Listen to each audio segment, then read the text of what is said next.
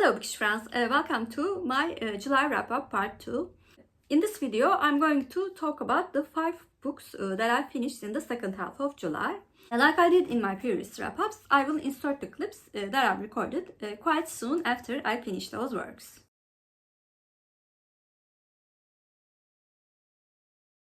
Today is the 15th of July and I finished the audiobook that I was listening for, Agatha for Alice. This month I read Spider's Web, the novelization of Agatha Christie play by Charles Osbourne. In this book, we follow Clarissa, who's the second wife of Henry Hailsham Brown and the stepmother of Pippa, whom she loves very, very much. When Clarissa discovers a body in the drawing room, she decides that it mustn't be found here. With the help of her 3 good friends, she plans to dispose of the body. This plan is interrupted by an arrival of 2 policemen who have come because of an anonymous tip. Marissa tries to hide the truth because she thinks that her beloved Pippa has committed the murder. I previously read Black Coffee, another novelization of a Christie play by Charles Osbourne. I quite liked that one, but I think this one was much better. I liked the cast of characters. They were very lively, had significant differences between them, which made it easier to follow the plot. Although Clarissa was a bit scattered brain, she was a very, very likable heroine. But of course, the strongest point of the book was the mystery which Agatha Christie created. And to be honest, I had no idea about identity of the murderer until the last few pages. Although I think Charles Osbourne does a decent job with his adaptations, it lacks the beautiful simplicity of Christie's writing. Other than that, I very much enjoyed this novel, and I gave Spider's Web by Charles Osbourne and Agatha Christie an 8 out of 10.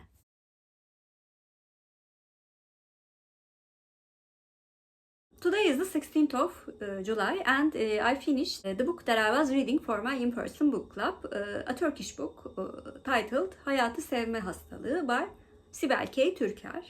This book we follow Aida, who has been dumped by her boyfriend. We follow her days as she tries to cope with this loss with the help of her work colleagues as well as her very eccentric neighbor Neşe. And we become witness to those 2 women's interactions through flashbacks as well as stories and anecdotes through their lives. I thought this book had a very, very good writing style. As you can guess from the summary of the book, there was no distinctive plot in this book, and most of the time I have hard time getting into such books. But because this book was written so well, I did not have trouble getting into the main story. Feelings of a woman who has been left by her boyfriend was portrayed so well. So overall, this was an interesting read for me, and I gave Hayatı, Sevme, Hastalığı by Sibel K. Türker a 7 out of 10.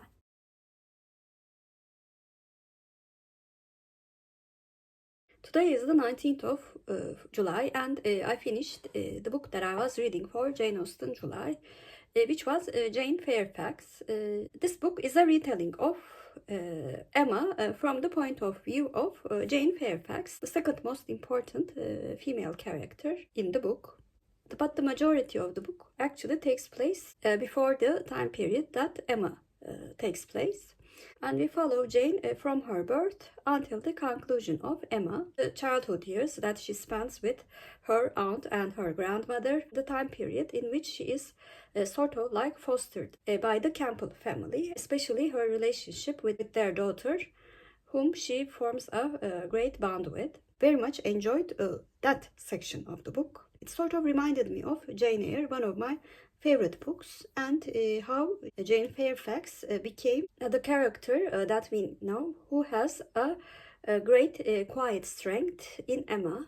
To be honest, I was a bit annoyed by how Frank Churchill was portrayed in the book, much more sympathetic than he should have been.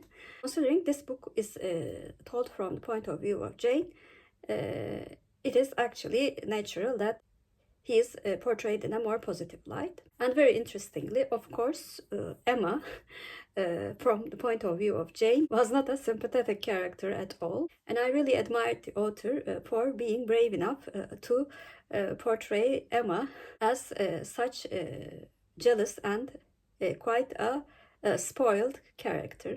Overall, this was one of the better Jane Austen retellings that I have read over the years, and I would recommend this book to especially the lovers of the book Emma. I gave Jane Fairfax by Joan Aiken an 8 out of 10.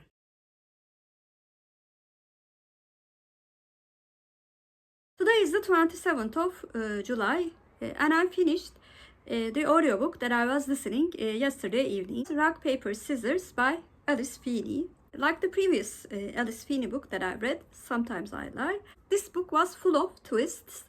And in order not to give spoilers, I will read the synopsis that is given in Goodreads. Think you know the person you married. Think again. Things have been wrong with Mr. and Mrs. Wright for a long time. When Adam and Amelia win a weekend away to Scotland, it might be just what their marriage needs. Self-confessed workaholic and screenwriter Adam Wright has lived with face blindness his whole life. He can't recognize friends or family, or even his own wife. Every anniversary, the couple exchange traditional gifts, paper, cotton, pottery, tin, and each year, Adam's wife writes him a letter that she never lets him read, until now. They both know this weekend will make or break their marriage, but they didn't randomly win this trip. One of them is lying, and someone doesn't want them to live happily ever after. Like I said before, this book was full of twists and turns. Anything else I could say about the plot would probably ruin the twist. But I can say that, like Sometimes I Lie, I found the writing style of Feeney very easy to grasp, and the book became a real page-turner in the second half of the book. The first half of the book could have been more exciting, but considering what happened at the end, I think it does make sense. The characters were not likable, but I don't think they were supposed to be likable. If you can listen to the audiobook of this thriller, I would heavily advise you to listen to it, because narrator Richard Armitage and especially Stephanie Racine do a wonderful job of narrating this story. Overall, this was a really good reading/listening experience for me, and I gave Rock, Paper, Scissors by Alice Feeney an 8 out of 10.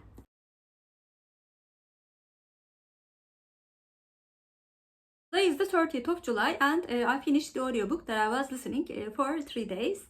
Çiftlik Holding by Graham Norton. I actually decided to read this book after I recorded a try a chapter video in which I tried the first chapters of some of the mysteries in my Goodreads TBR. And this one was the one that I liked the most. In this book, we follow Sergeant P.G. Collins in a small Irish town. One day, his team finds the human remains of a young man who is suspected to be of Tommy Burke, who disappeared 25 years ago. It looks like Breed Rorden, the former fiancé of Tommy, and Evelyn Rose, another former lover of Tommy, are considered to be the suspects. As PJ goes through the past of this town, he realizes that there is a dark secret hidden in every family. I really do like Graham Norton as a TV show host. He makes great, very fun interviews with many celebrities over the years. Clips from his show has been the highlight of the stressful days after following the 2023 big earthquake in Turkey, when I was employed to be working in the disaster area. So I really do love Graham Norton, and I was very curious about this book. This book actually surprised me in some ways. It had a very nice plot, very complex and faulty characters, an interesting mystery, also a quite lovable, sort of like a teddy bear main character. However, this book was not fun like his show. The tone is quite grim in the book, but it does not agitate poverty or sorrow. So it was a good balance for me. It could be because of the fact that this is his debut novel. The least impressive thing about this book was the writing style for me. But this was a very engaging read in every other aspect. So I gave Çiftlik Holding by Graham Norton an 8 out of 10. So those were my thoughts about the 5 books that I finished in the second half of July. Please comment down below, have you read any of the books that I mentioned in this video and what did you think of them? If you're a new viewer, first of all, welcome. Please like and subscribe. Hope to see you very soon. Bye.